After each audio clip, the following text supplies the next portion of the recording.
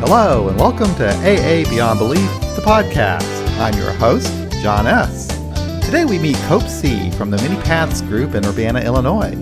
In this episode, Cope shares her experience, strength, and hope, and we discuss some exciting plans for AA Beyond Belief. Good morning, Cope. How you doing? Good morning. I'm doing fine. How about you? I'm doing excellent, and thank you very much for agreeing to do the podcast with us today. I'm glad to do it. And also, thank you very much for all the help that you give us on AA Beyond Belief. Well, I'm enjoying it. It's very interesting. It pushes me.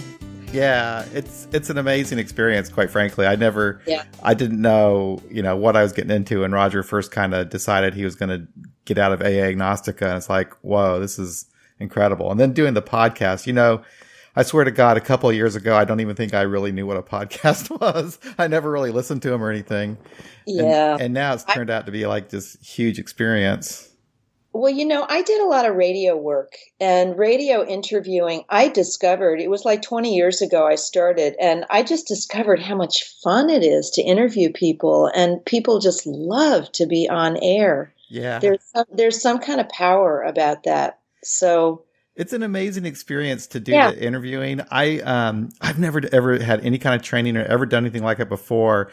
And it's very interesting because I'll listen to a podcast that I've done and I'll recognize, wow, I'm not really listening to the person. I didn't pick up on, something that they said. I didn't do a follow up or whatever.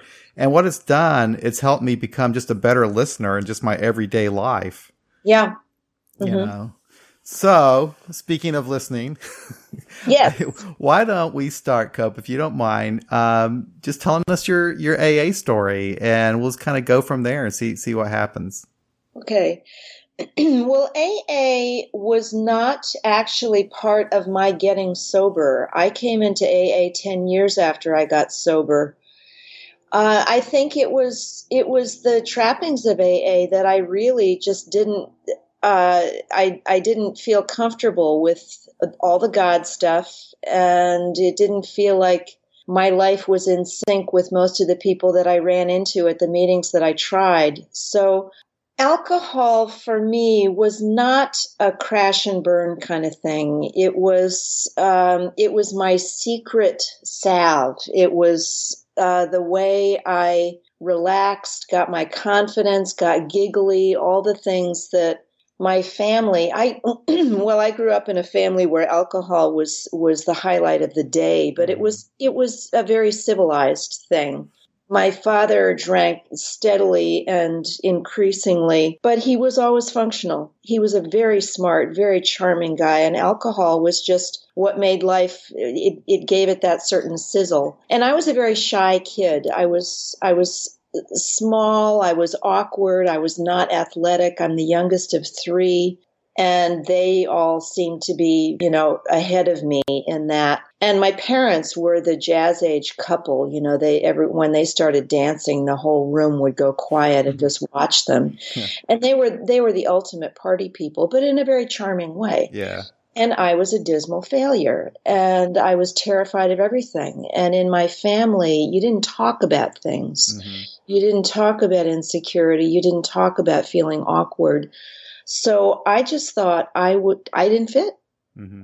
And I didn't know, and I was kind of marginalized for that. I was little Cope. I was sort of in the corner hiding and doing my little domestic stuff and my little craft things, and I wasn't part of the flow. But then there was a party, and my mother said, I would always hang out on the edges and feel so painfully shy. And my mother, as usual, tried to force a glass of wine on me, and I finally drank one. And all of a sudden, wow, there I was. Mm-hmm. I had a warm, happy inside, and I could kind of get through all of my awkwardness and join in the party. So I discovered that alcohol was a great crutch, and that's what it was.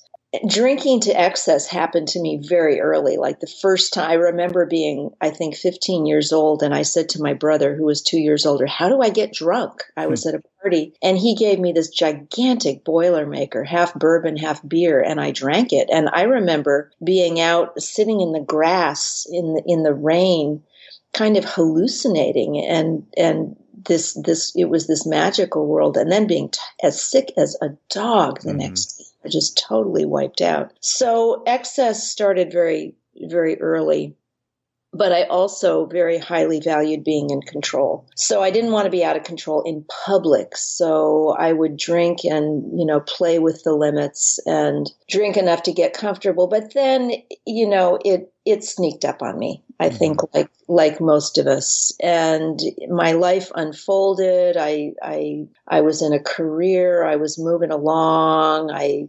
was learning to function in a highly functioning academic, high achieving context. And I was doing okay, but I was terrified underneath it all. And another addiction sort of sneaked up on me, food and enjoying meals and carefree. I think carefree was the watchword in our family. You weren't supposed to have any consequences for anything. And so I fell into the food thing. But guess what? I gained weight. So I would have these wonderful treats. And my mother was not a nurturing person. So I learned to sneak food when she was out of the house when I was young. And I learned that food kind of gave me that warm and cuddly feeling, but it wasn't okay to eat too much, and it wasn't okay to gain weight. Right. It wasn't okay to look out of control. So I sneaked up through the back door. I discovered bulimia. And before it was a thing, there wasn't a word bulimia. It was called, what was it called? It was bulimorexia. That's what it was. Wow. But I didn't know that existed. All I knew was that I needed to eat to calm myself down and to feel delicious and warm inside. But then I had to do something about it. So I became a raging bulimic in college when I had moved out of the house and I was on my own. That was how I took care of myself. I didn't know how other than that. So that was my first really powerful addiction, but drinking goes along with bulimia. And as I got older and my friends were drinking and partying, I kind of, these two little nasty addictions sort of got a bigger hold on me, and I began to lose control with both of them. Yeah. And that went on for a long time. I was bulimic for 10 years, and I've been do-si-doing with alcohol for well over 50 years. And so, I've been told, I don't know a lot about it, but I've been told that bulimia and anorexia are some of the most deadly addictions, diseases. I mean, the death rate. Kill you? Yes. Or deadly as in they get a grip? Yep. And that they kill you. Well, I didn't have that problem with bulimia. Somehow I've always figured out how to do things so that it didn't have a bad consequence. I didn't ruin my teeth. I didn't ruin my digestive tract. I wasn't underweight. I didn't destroy my health. I was very conscious of making sure that I had enough nutrition. Because I was also, I was an exercise junkie. I had to keep my spirits up. I had to perform in jobs that were pretty high functioning jobs. I had to look good and I had to know what I was doing. Oh, okay. So I had to hold it together, and I did, by my fingernails clinging. It got harder and harder. And then I met a man who, we jibed, and he was 20 years older, and he saw this, he fell in love with my spirit, but he saw the little scared kid behind it. And we got closer and closer, and I had always broken off with relationships because I couldn't ever, ever, ever tell anybody that I threw up, that I was out of control. That was just too disgusting. But finally, one day I realized, after some really bad fights, when he saw me slamming the door in his face, I had to tell him what was going on. And there was one dramatic night. We had a major fight over dinner, over drinks, over eating too much and drinking too much on the way to the opera. Wow. And we just realized, we were fighting and it was awful. And what was I? I was like 28 years old. And so he was like 49. We were in the subway going home and it was noisy and crashing and, millions of people around. And something in me made me pull him down and sit in the middle of the subway and say, okay, this is what's going on with me. And he was completely fascinated and gripped. The funny thing is he was afraid I was a lesbian. He thought this was a dead end and he better break it off. But when he found out that was my problem, he said, this is fine. We can take care of this. So I got into self-help groups. I was still shut down so tight. There was no way I could have talked to a therapist. Yeah. I had to open up in little teeny weeny increments. And I was shut down sexually. I was shut down emotionally. All the raw material was there. And I had a lot there because my parents gave me a very rich life. And we had a lot of fun. We had a lot of exploration. I had a lot of interests. I loved to have a good time. So I had all that inside me. I just couldn't let it out. I couldn't let in any kind of nurturing because I didn't know what nurturing was until this man started nurturing me. Mm-hmm. And so, I hate to say, yes, romance dragged me out of it, but that was the key. That was what opened it up. And that was a long, long journey. First, I got through bulimia, but then I didn't think alcohol was the problem, but that was how, Walter and I relaxed and had a good time. He came out of the same drinking society that my parents did because he was almost my parents' age. Mm-hmm. So we did that. And it snuck up on me over the years. And I had times when I drank way too much and blacked out and hangovers. And it just sort of steadily happened. And then it caught up with me. We had a kid. I was a mother. And every night coming home, I would have to have a drink to relax. And then I started sneaking alcohol into the office and keeping it in brown paper bags in the refrigerator and worrying that people could smell it on my breath. And, all that stuff started happening. And I realized I had a problem. But I had a good life and I had the support system to get me through it. Mm-hmm. So one day, what happened was I was running for office. I decided to run for school board because there were problems in the town. We had moved to a university town and our daughter was in second grade and there were real racial problems in the schools. And we had gotten involved with race relations in various places and had moved to a town where it was a major problem. Oh, wow, that's interesting. Yeah, and the two of us sort of joined in that and discovered, I've always been attracted to people on the outskirts who were rejected because I always felt like an outsider. Mm-hmm. And so something about being Black and an outcast in America attracted me. Mm-hmm. And I wanted to find out about that and I wanted to open those doors. So I ran for school board on the platform of looking at racism in the schools. And I realized that I had to go door to door every night after dinner. That was the magic time. I would start drinking when I got home and I would not stop. Walter would stop. He would, move on to whatever he was doing that evening, but not me. I would fill a mug with red wine and sit there and just sort of sip away and then wait until everybody else went to bed and keep sipping and sipping. And then finally just go to bed and wake up hungover as hell in the morning. And I couldn't do that dance and run for politics. And something about politics was new and exciting. I always loved new, exciting, slightly dangerous things. I was always drawn to danger. And I said, I can't do this and drink. So there was a day when I said, okay, that's it. And I did go to an AA meeting next day. And it was one of your typical down and dirty. It was the noontime meeting when all the real down and outs would gather in this real beat up room. And, there was nobody I could talk to. And I was afraid to sit down on the couch. Wow. That kind of reminds me of my old home group, actually. You know what those rooms are like. Yeah, I do.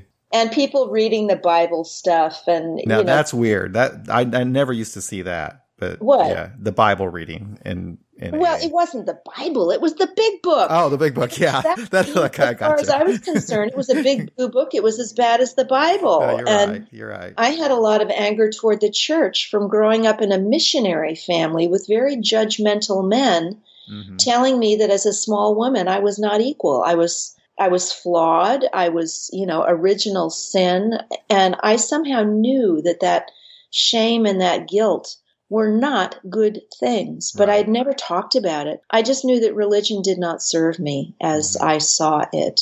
And so I rejected it. I was my father's daughter. He was an atheist. My Mm-hmm. mother sang in the church choir, so we spent a lot of time in church, but the beliefs never filtered into my family.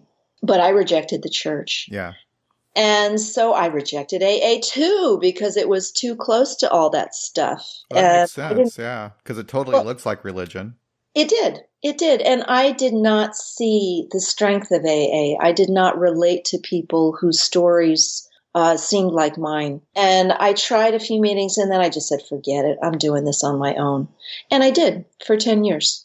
Then life went on. And I was sober and things were okay. My husband was getting older and he was getting fragile and needing me to really be the caretaker. Mm-hmm. And I think something inside me knew that I needed to build my own life because I needed to be okay without him telling me I was okay. Right. I still never felt like I was a whole person unless I was with someone who made me whole, like my mother and father, the jazz age couple. I was okay when I was in their sunlight. I was okay when I was with Walter, who was a magical, wonderful guy, Mm-hmm. very enthusiastic, very loving, very inquisitive. And he and I made a whole couple. But I did not feel in my innermost self that I was complete. Right. Or that I was okay. And as he started stumbling, I kind of did things like I got a dog. I got dogs to play with because he and I couldn't walk together anymore. And I needed a, that affection and that love and somebody to get me out there exercising so I wouldn't get fat. All that stuff was still happening. And I got myself a little damaged dog from a friend, a little Australian shepherd who was so hyper. And she nipped. She was a problem dog, but a friend had given her to me. And I thought, well, we'll figure this out. And I had started, my husband and I were off at a place. I had retired by then. I was inching up. I was 59 when I retired because my husband was older. I needed to stop working and be home with him. Mm-hmm. And I was able to, so that was fortunate. And I was walking this dog out in the woods, and she was so hyper, I let her off the leash, and I wasn't paying attention. And little self-destructive dog she was. A car came along on this road where there usually weren't cars, and she herded it like the Australian shepherd she was, and it rolled her, and she was screaming and yelping. I was holding her in my arms, and she bit my hands and got her to the vet, and she died. And something in me clicked. I realized that a small, helpless being who had relied on me for its safety, I wasn't there. I said, I don't have to follow the rules. I don't have to keep this dog on the leash because I want my dog to be free and wild. But my dog was free and wild in a way that was not safe. Mm-hmm. And my drinking had been free and wild in a way that was not safe. Mm. And I had stopped drinking, but that wild, flaunting the rules part of me was still there.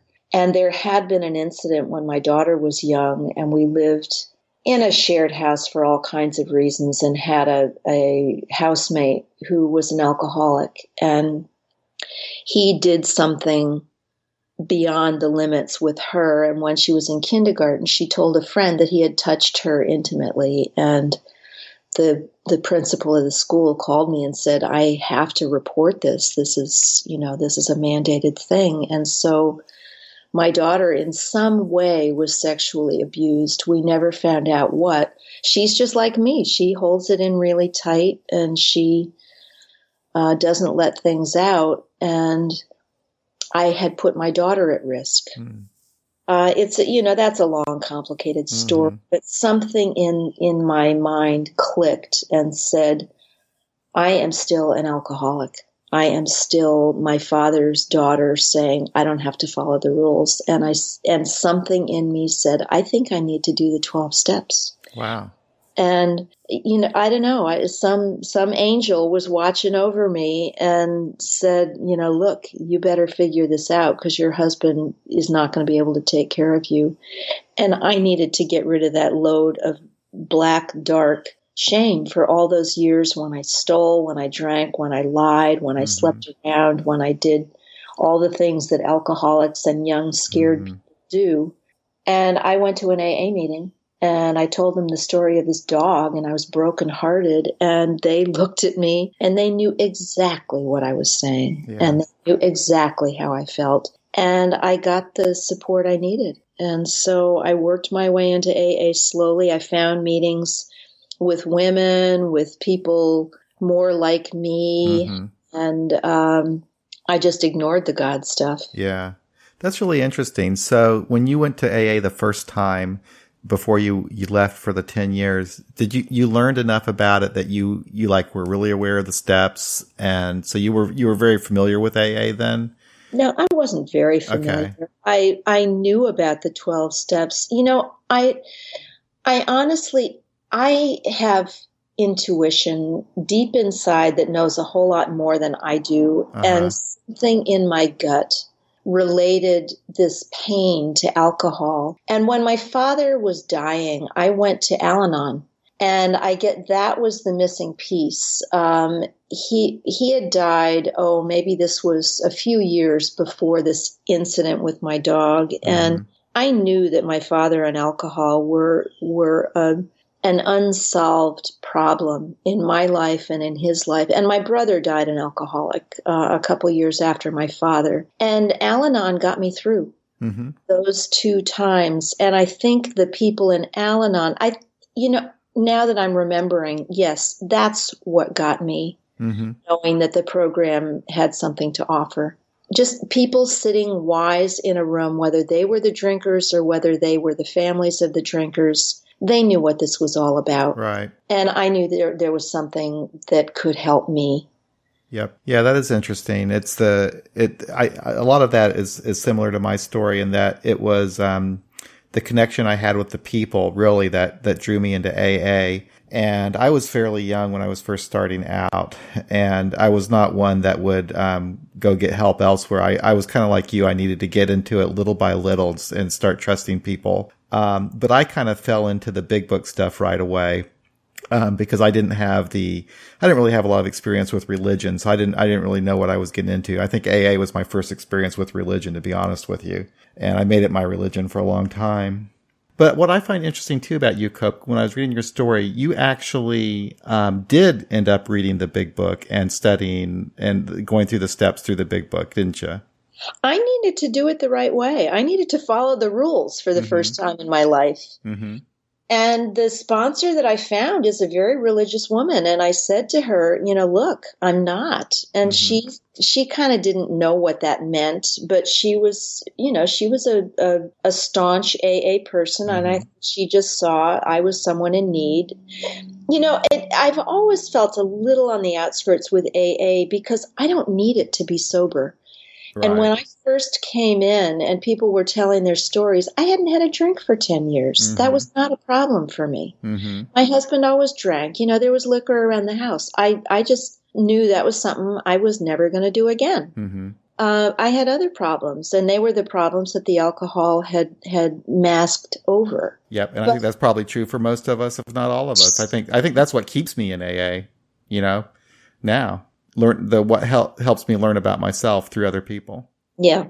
But I do find that interesting that you did, as a non-believer, as one who really didn't want to pay attention to the big book, that you did actually start reading it. And I like that because it's something I want to kind of do what I think is important for people to know the big book. You know, I don't think I need the damn big book really, but it's good to know for just your basic what AA is all about and to learn the steps. But you can read it as literature and draw your own stuff from it. Well, another thing that I did that was very useful was the first group I found that was my steady group when I had come back did the Joe and Charlie tapes. Oh, wow. And listening to those was really helpful to me. Listening to these two gritty old guys laughing about their lives and about the steps in real life. Yeah. You know, reading the book, I still don't relate to the stories. I've still never read the rest of the big book beyond page 164. Yeah. I just don't relate to the stories. They piss me off, frankly. Yeah. The way they talk about women and wives and gay people and... Yeah, it's totally weird. It's totally, God dang, I hear you. That book is just way too old. Yeah, it is. The language is offensive and it people can't connect or relate to it anymore. It's crazy that's the book that they're using. I mean, I'm conflicted about that book. I mean, it's not the book that I think that we should rely on as our recovery tool for the year 2016. But it doesn't mean that we should just completely throw it away. I think I can respect it for what it was at its place and time, I guess. But, I don't know. There's some very basic stuff in there that we can build on and take from, like the 12 steps. I mean, there's a lot of good stuff you can draw from those steps. Yeah. So how did you deal with it? How did you deal with the big book when you went through it? Well, it was what I had to do. My sponsor was terrific. She just had a system. She called me up. She said, "This is how I do it." And we had to read we read pages 1 through 164 together in 6 weeks, 4 pages a day. And I had questions I had to write down. I had homework. And then I would meet with her once a week and we would talk about it. And then the way she did it was we did the 12 steps in one weekend. Wow. Or rather, we did steps 1 through 8 in one weekend. And I knew that was the only way I was going to get through them. When I would hear people talk in meetings about, spending 6 months on step 1, I knew that if I really thought about step 1, I was going to fall off the cart. Yeah. So I just said, fine, that's what we're going to do. And that's the best way for me to do it. And so I, I read the big book as an assignment. And 4 pages a day was manageable and the language, I could deal with it. And I just didn't question it. Yeah. Isn't that interesting? So then you went through the steps that weekend. Yeah. And that's cool. That's pretty cool. And then she gave me 2 weeks to do my amends. I looked at her like, are you crazy? This is a lifetime's worth of lousy things. How am I going to go back and make amends for things in my 20s in 2 weeks? She just looked at me and said, that's what you're going to do.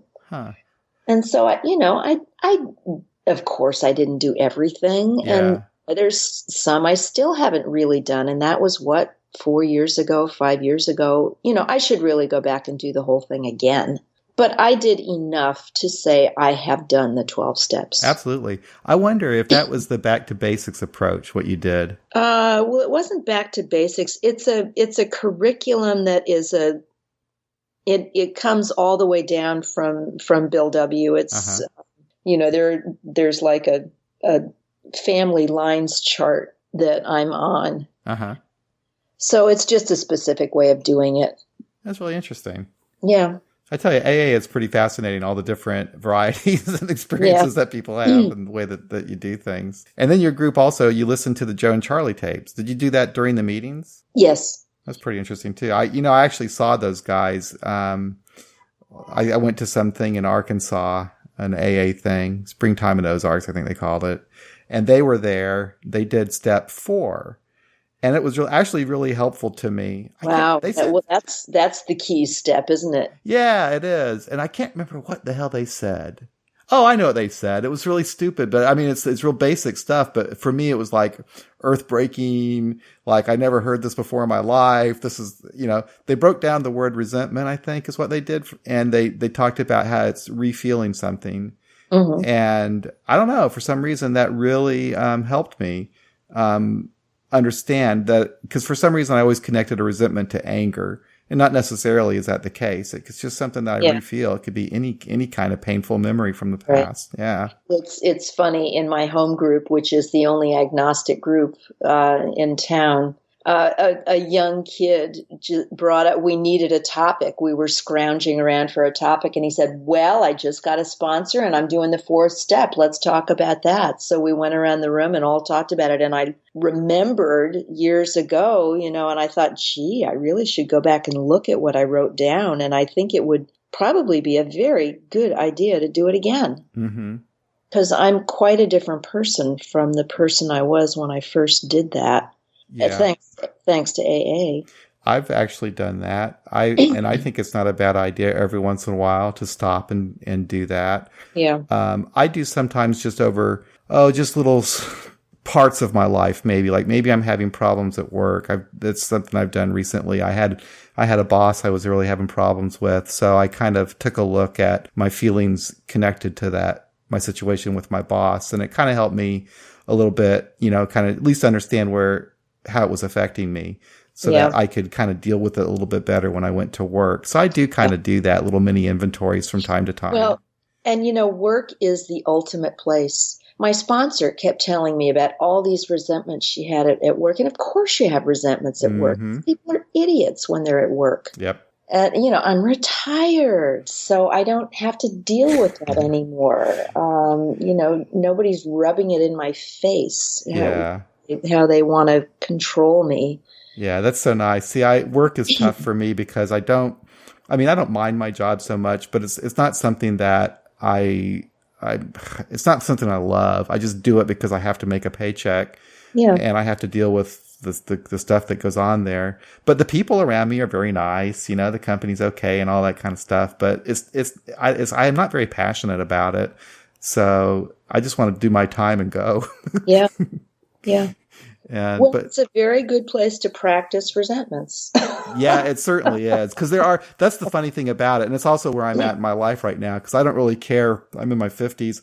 I'm not really I don't care about climbing the corporate ladder or anything. But there's a lot of people at work that do. And they want to go in the meetings and they want to be the best guy in the meeting. And they want to stand on your head. Yeah. And I'm like, I really don't care. I really don't. And that's kind of bad because, I guess, maybe I should care to some extent. But I am kind of honest with at least my manager down there. I tell her, I really don't want to go any further. I'm okay.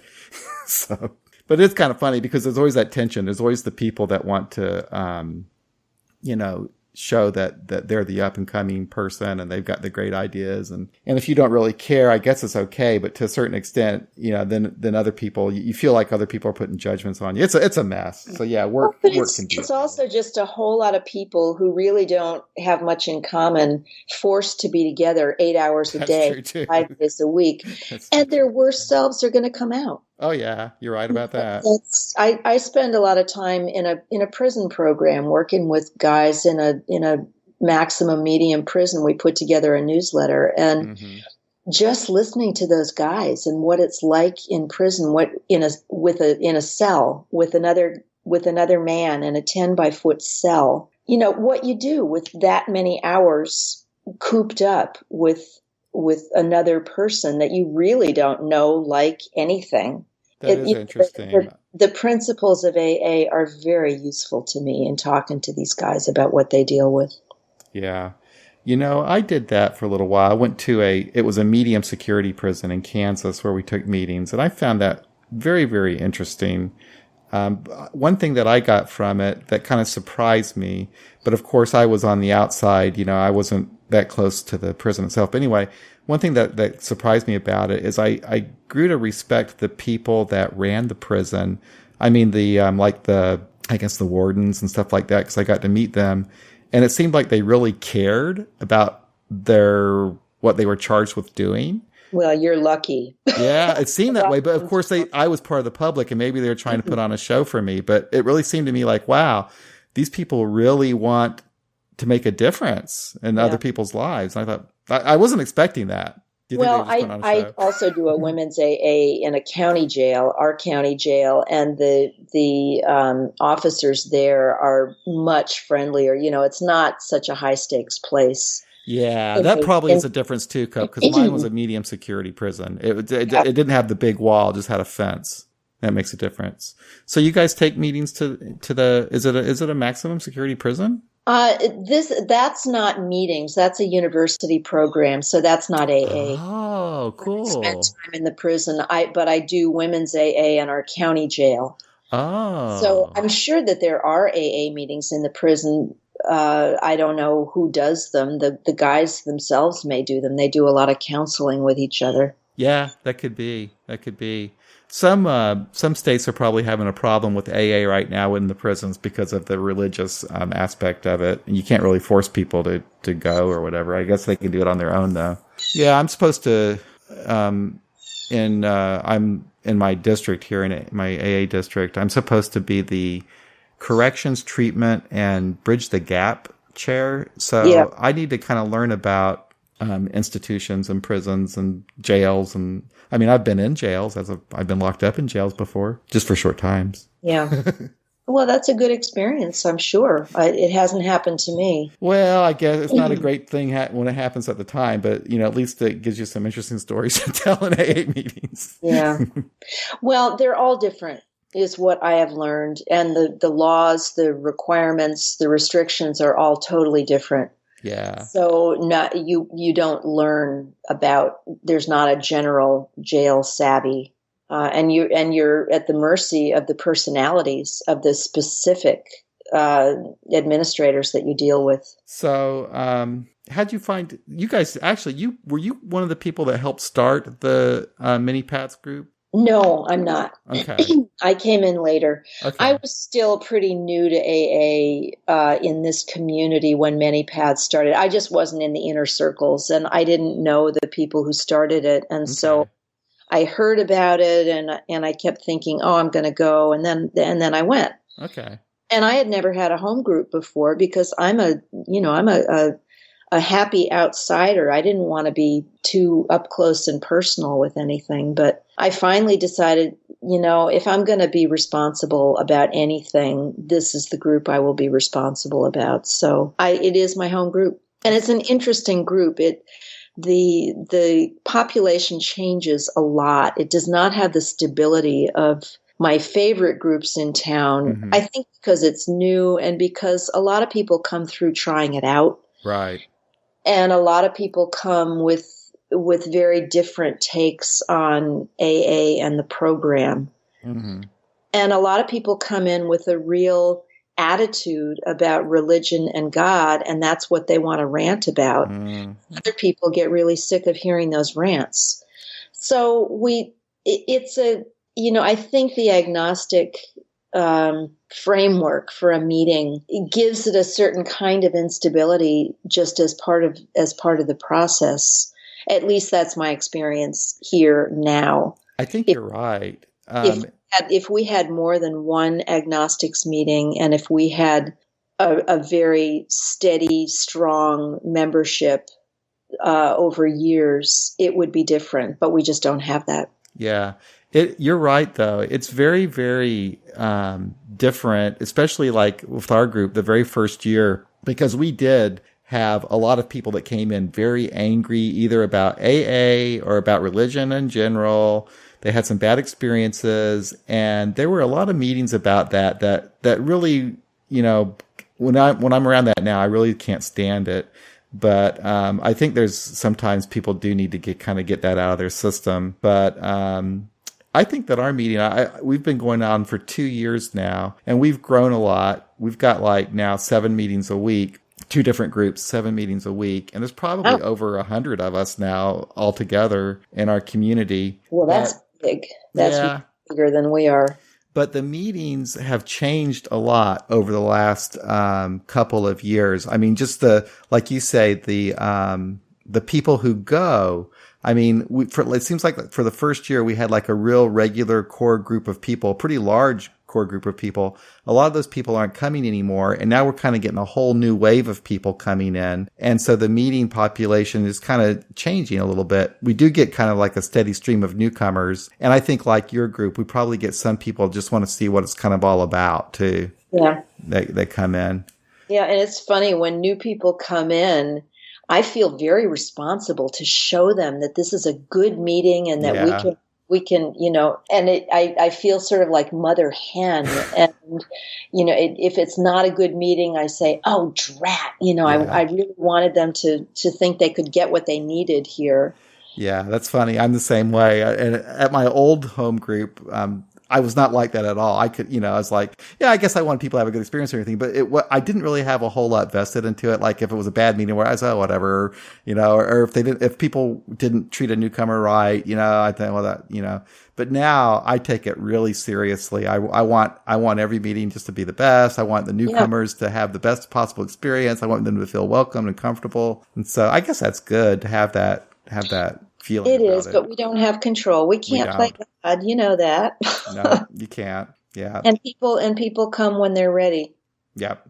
Well, Cope, I think we have a pretty good conversation. I guess one thing we could talk about if you want to, I don't know if you'd like to talk about it, any ideas that you might have about, we've been kind of tossing around ideas about doing like an art section on AA Beyond Belief. You have any ideas what you want to kind of maybe do on that one down the road? Well, I just haven't actually pinned myself down to images so far. I'm thinking about it. I'm talking to other people. There are some other people in the community, as you know, who are artists and are interested in contributing. I'm not sure what framework to start it with, because I'm almost tempted to make it fairly general and start with something like a step and have a few different images about that step. And I'm a person of text and images, so I'm always going to have an image and then explain what it is, that image. And when you say it's beyond words, I'm just not a beyond words person. Right. But I want to have enough variety and enough interest that people feel they can contribute. Yep. And that it's kind of an open slate for people to be part of. Yep. And if you're just wandering around the web and you say, well, what's the fourth step like visually? Yeah, and here, and there's a picture of storm clouds, and there's somebody's painting, and there's a collage. I want to start with, possibly half a dozen images. Mm-hmm. And so I think they should be different styles. Yeah. I tend to do photography myself. I could do collage, but that's sort of a whole different step. Mm-hmm. I think it's such a good idea because you're right. We got so many talented people in our community. Yeah. Photographers, people. One woman sent me. I'll have to show this to you. She sent me a picture of some kind of craft thing that she built. It was I can't remember what you call it. It's one of those things like Catholics do where they put all of their little statues and stuff. But she did one of those for AA. It was kind of funny. Well, here's an interesting one. The Day of the Dead is coming up. And I always do a Day of the Dead altar. Yeah, that's what she did. She made it an altar, an AA altar. It was kind of funny. Yeah, because you can do an altar for forgiveness. And wouldn't it be funny to start an agnostic art program with an altar? Yeah. I'm going to have to send you a picture of this thing that she made. It is kind of funny. It's an agnostic AA altar. If she would be willing to have that be part of the launch, I think it would be a great thing to bring in a wider group. It doesn't just have to be me. But you're the one who has to set up how it works and how people submit images, and if they are, if they have to be vetted in some way. I think it's probably a good idea to have them filtered through someone, because you could get some pretty raw images up there, and I think we just need to go in with our eyes open. Yeah, well, such a good idea. I'd like to see that. Well, I always kind of wanted that. I'm ready to just say, okay, this is the date we're going to do it, and we'll do it. Yeah. And Halloween might be a sort of a fun time to have that be our date. Yeah. Because I work toward Halloween. Yeah, that'd be fun. Yeah, it doesn't have to be perfect. We can start small and then kind of build from there and figure out how to do it as we go.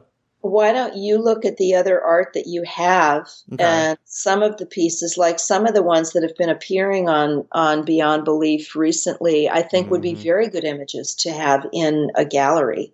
I think that's so cool that we're doing that now, that we're having people actually create their own pictures for the articles and stuff. Well, and I wanted to listen to a podcast before I did this with you, and I looked at On the Road to Austin, Uh-huh. and that is a beautiful photograph. I don't know where you got that, or if he. That was just a stock image. That was just It's one gorgeous. that I found. Mm-hmm. So it's a perfect image for that. Yeah. You got a little rainbow bridge and all that. Yeah. I think that's a real place too. Yeah. I don't think that's photoshopped. Yeah. All right, Cope. Well, I really enjoyed this very much. Yeah, me too. I look forward to seeing what we end up doing with the Beyond Words. Well, I think I'm ready for a Halloween launch. Okay. If that sounds like a good idea, I'll talk to some people and I need to talk to you about how it gets set up, because I was thinking there might be a page for each step. Yeah. And a page for amends, and a page for, so people can just put their images up in a certain place. We can do it. We can figure it out. Yeah. Okay. All good. right. Well, you have a nice weekend. We'll be posting this on Wednesday, and I will send you a preview of it so you can check it out. Well, do you want an image for it? Yeah, that'd be great. Okay. I'll send you something. All right. Okay. All right. You take care, Coach. You too. All right. Bye-bye. Well, that's it for another episode of AA Beyond Belief, the podcast. We'll be back next week speaking with Jeb B. from the Denver Freethinkers Group. Until then, y'all take care, be well. We'll talk again real soon.